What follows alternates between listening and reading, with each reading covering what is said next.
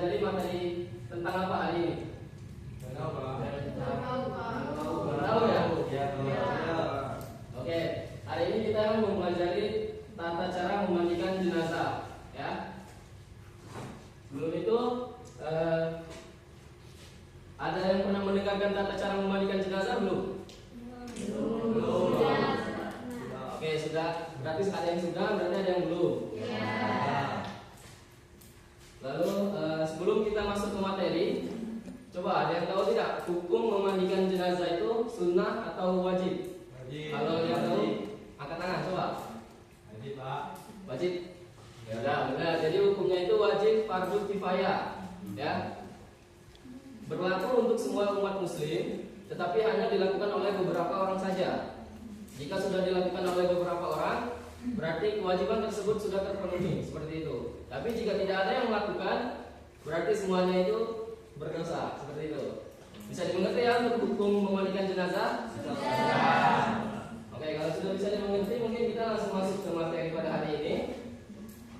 Yang dimana materinya itu tata cara memandikan jenazah. Nah, sebelum kita masuk ke langkah-langkah memandikan jenazah, kita harus tahu dulu berikut beberapa syarat jenazah yang wajib dimandikan. 1. Jenazah beragama Islam.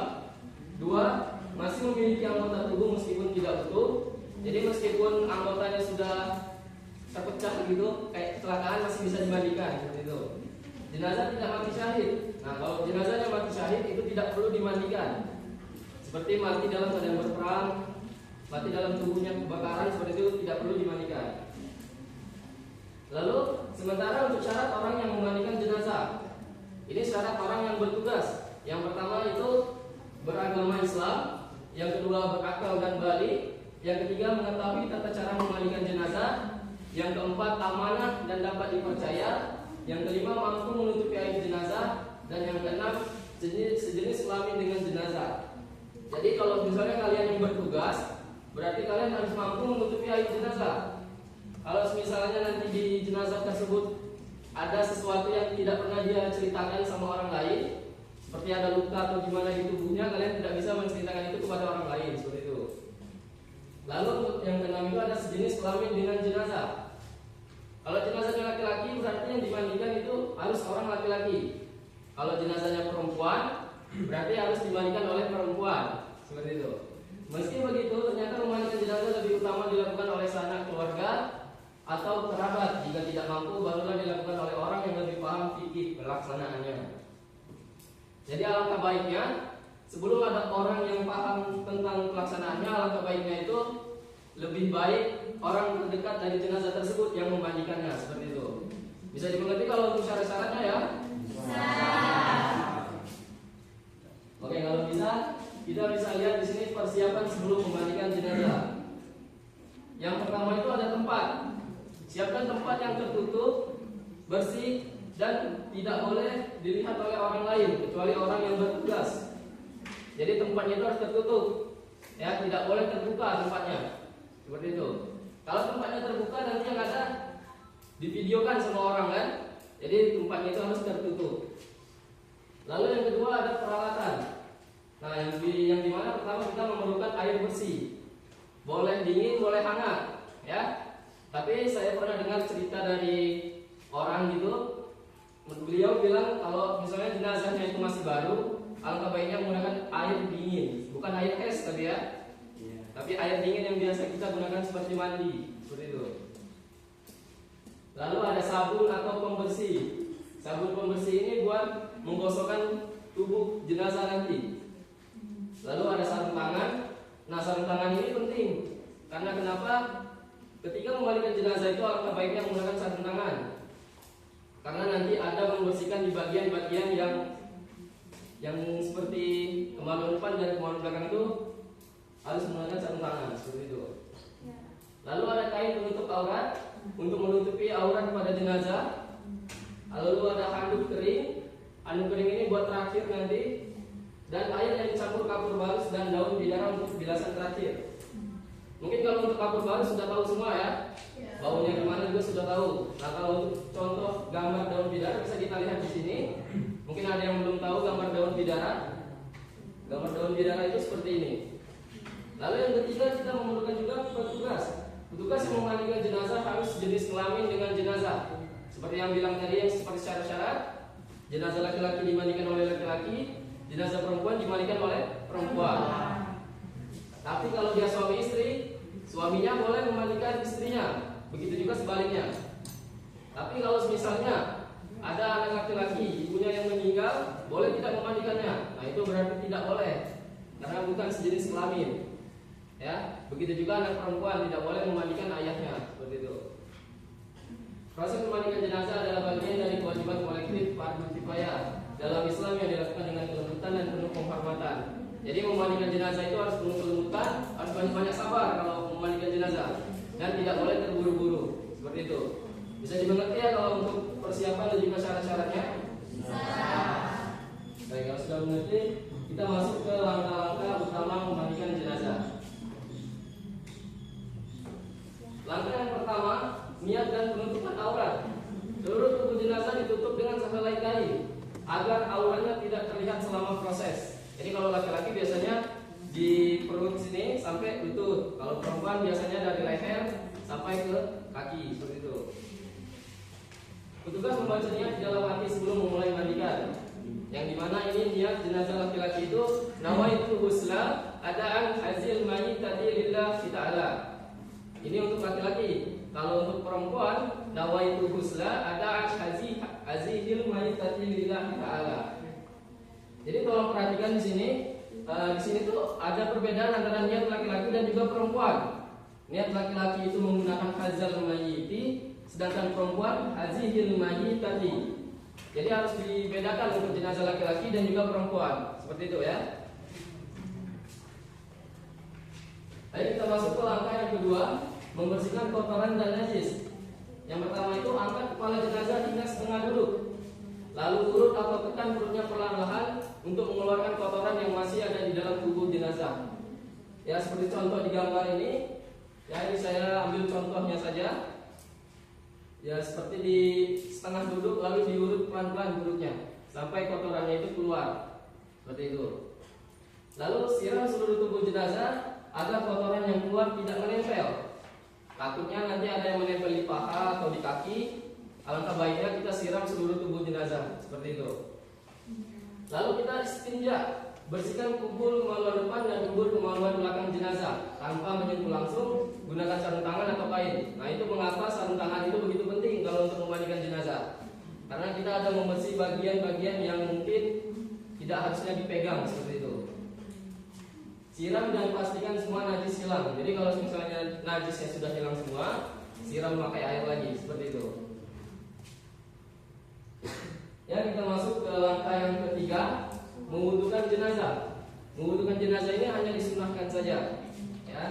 Setelah tubuh jenazah bersih dari najis, wudukan jenazah sebagaimana wudu untuk sholat, kecuali berkumur-kumur dan menghirup air ke hidung. Kalau kita sholat itu kan berwudu pasti berkumur-kumur kan? Nah, kalau untuk mewudukan jenazah itu tidak perlu, seperti itu. Bisa kita lihat di sini juga, niat wudu jenazah laki-laki itu nawaitu wudu'a li hazal mayyiti lillahi ta'ala. Sedangkan yang perempuan nawaitu wudu'a li hazihil mayyitati lillahi ta'ala. Di sini dapat juga perbedaan seperti niat memandikan jenazah ya. Perbedaannya ada di li hazal mayyiti dan lihazihil mayyitati, seperti itu. Lanjut ke membersihkan mulut dan hidung. Kalau untuk bagian mulut cukup membersihkan bagian bibir dan giginya saja. Nah, lalu untuk kedua lubang hidung menggunakan jari yang dibungkus kain basah tanpa memasukkan air tersebut. Kan nggak mungkin kalau misalnya jenazahnya disuruh berkumur, disuruh menghirup air ke hidung, itu nggak mungkin kan? Iya. Seperti itu. Lalu melanjutkan wudu seperti biasa kita sholat. Seperti basuh wajah, tangan, kepala, telinga, dan juga kaki. Itu dimulai dari sebelah kanan ya, seperti itu. Yang kita lanjut ke langkah yang keempat, memandikan secara menyeluruh. Biasanya ini memakan proses yang lama, soalnya harus benar-benar jenazahnya tersebut harus benar-benar suci dan bersih, seperti itu. Siraman pertama, basuh kepala dan rambut jenazah disunahkan menggunakan air yang dicampur daun bidara atau sabun. Nah, jadi air yang dicampur daun bidara itu sebenarnya itu disunahkan. Seperti itu. Karena anak Nabi Muhammad itu pernah dimandikan oleh saudara atau saudara Nabi menggunakan air yang dicampur daun bidara. Seperti itu. Lalu kita lanjut ke membasuh bagian kanan. Miringkan jenazah ke kiri, lalu basuh dan gosok tubuh bagian kanan, mulai dari kepala, leher, dada, perut, paha hingga kaki. Seperti yang ada di gambar itu. Jadi jenazahnya dimiringkan ke kiri untuk membersihkan tubuhnya di bagian yang kanan. Seperti itu. Dengan lumut dan menggunakan sabun pembersih. Kalau sudah, siram dengan air. Ya, air bersih. Lalu membasuh bagian kiri. Miringkan jenazah ke kanan, lalu basuh dan gosok tubuh bagian kiri dengan cara yang sama. Seperti itu. Ulangi proses pemandikan ini sebanyak 3 kali atau lebih. Bahkan bisa 5 atau 7. Hingga jenazah benar-benar suci dan bersih. Ulangi proses ini maksudnya kanan itu sampai 3 kali dulu, baru kiri 3 kali, bukan selang-seling. Takutnya nanti ada yang menangkap selang-seling. Jadi kanan itu 3 kali, kiri itu 3 kali, seperti itu. Doa yang diperbanyak saat memandikan, perbanyaklah membaca basmalah pada setiap siraman. Jadi pada setiap siraman itu kita mengawali dengan bismillah. Lalu panjatkan doa memohon ampunan bagi jenazah. Bisa kita lihat di sini juga ada contoh doanya. Ini contoh doa saja. Bisa kita ambil di sini, Allahumma firlahu warhamhu wa'afihi wa'fu anhu. Jadi doanya itu cuma doa seperti ini saja. Tapi sebenarnya bebas mau doa gimana. Tapi kalau nggak bisa pakai bahasa Arab, pakai bahasa apa? Pakai bahasa Indonesia juga bisa, seperti itu.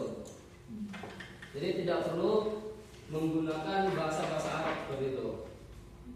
Dan juga setiap siraman itu tidak dilakukan di langkah yang keempat saja. Di langkah yang kedua juga pada setiap siraman itu harus mengucapkan bismillah, seperti itu.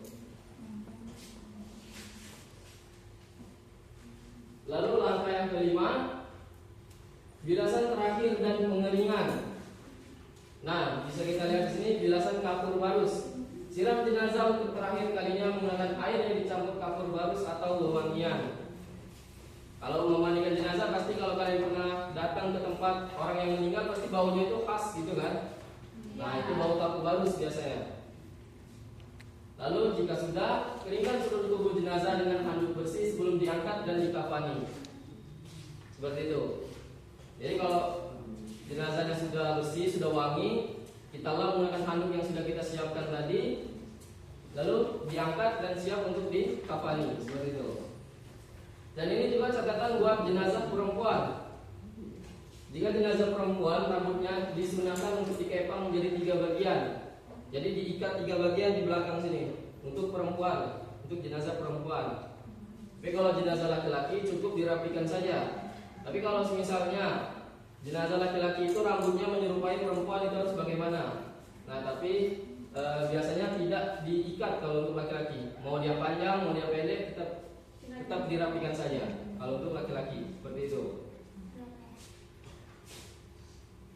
Oke, mungkin materi pada hari ini mungkin sudah selesai, ya.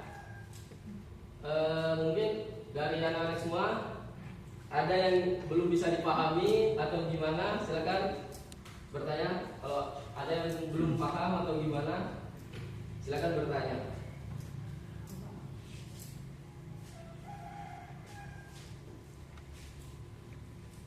Oke, kalau tidak ada yang bertanya berarti Bapak simpulkan di sini sudah mengerti semua ya. Sudah, berarti Bapak saja yang bertanya. Seperti itu. Ini Bapak ada pertanyaan. Kita masuk ke yang pertama tadi, syarat-syarat jenazah. Tadi kan ada syarat-syarat orang yang bertugas jenazah, memandikan jenazah. Nah, coba sebutkan 3 saja. Tadi kan ada 6. Coba sebutkan 3 saja yang bisa angkat tangan. Kalau tidak ada yang angkat tangan, Bapak tunjuk orangnya ya.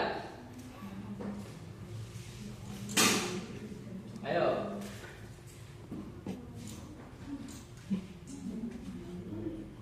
Oke, kalau tidak ada berarti Bapak tunjuk orangnya ya. Coba nih yang di depan nih, siapa namanya? Bayu. Bayu. Coba Bayu, tadi 3 saja Bayu. Apa saja Bayu? Nggak usah banyak-banyak, 3 saja Bayu. Baik Pak. Yang pertama yaitu beragama Islam. Ya, Yang kedua tidak mati salib. ya. Dan yang ketiga bukan bayi gugur. Oke, benar apa tidak itu? Benar? Yang saya tanyakan tadi kan orang yang bertugas memandikan jenazah. Ya, Bayu berarti Bayu salah menangkap nih. Ya. Karena udah siang mungkin sudah mengantuk nih Bayu. Coba Bayu, apa Bayu? Ya Pak. Ya, Pak. Ya.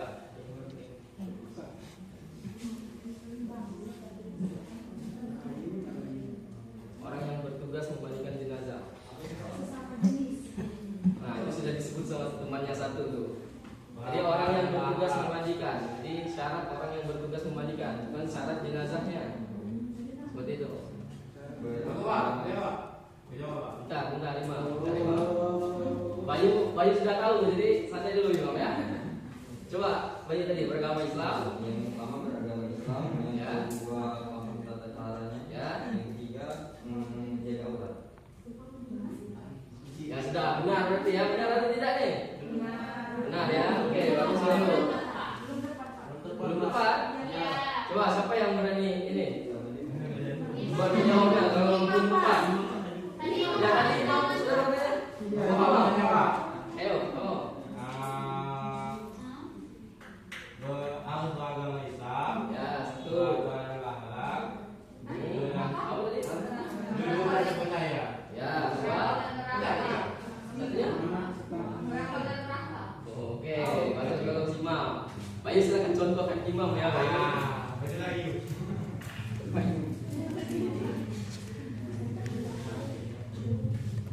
Ini ada pertanyaan satu lagi nih.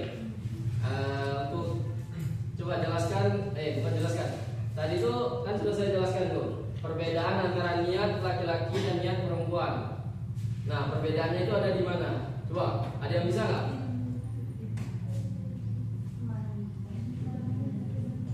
Kalau laki-laki tadi begini, kalau perempuan itu begini.